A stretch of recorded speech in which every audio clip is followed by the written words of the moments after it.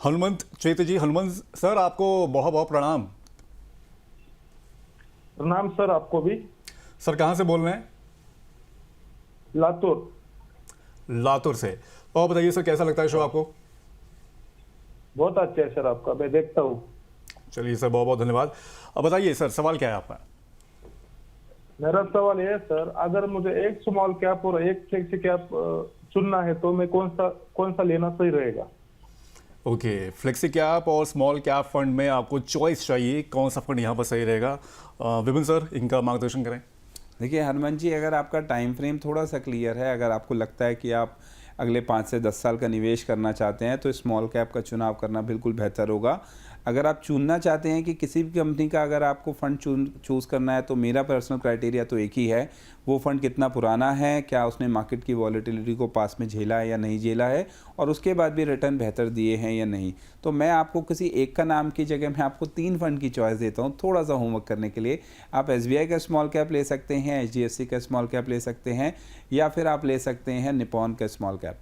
तो HDFC, Nippon and ICICI, चौथा इस बार इनफैक्ट SBI भी है मेरी कैटेगरी की लिस्ट में। इन चारों में सिर्फ एक ही चीज़ देखेंगे कि सबकी कंसिस्टेंसी आपको अच्छी दिख रही है।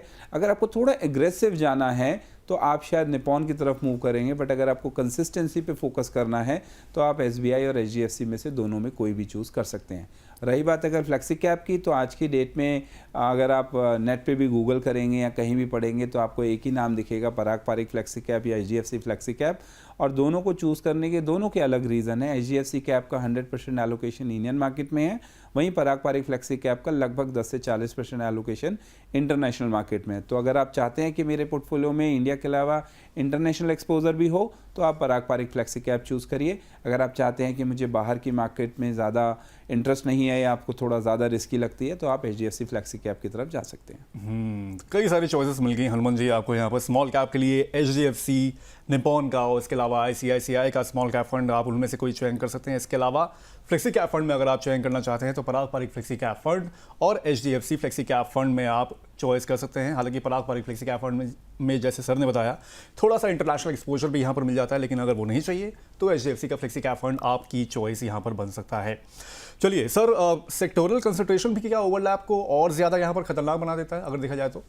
हाँ सर, बिल्कुल। बिकॉज सेक्टोरियल कैटेगरी में जब एलोकेशन की बात करते हैं तो किसी भी एक पर्टिकुलर सेक्टर में बहुत ही लिमिटेड नंबर ऑफ स्टॉक्स होते हैं। फॉर एग्जांपल अगर हम बैंकिंग की बात करें तो आपको टॉप 10 प्लेयर्स मिलते हैं प्राइवेट प्लेयर्स में। अगर आप बात करते हैं इंफ्रास्ट्रक्चर्स की तो भी आपको लिमिटेड नंबर ऑफ कंपनीज मिलती है।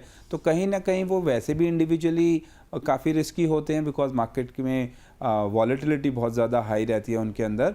और दूसरी तरफ अगर मैं बात करूं कि अगर आपको ओवरलैपिंग की, तो मेजॉरिटी ऑफ द टाइम आप देखेंगे सभी स्टॉक्स के अंदर आपको ओवरलैपिंग देखने को ज़रूर मिलेगी।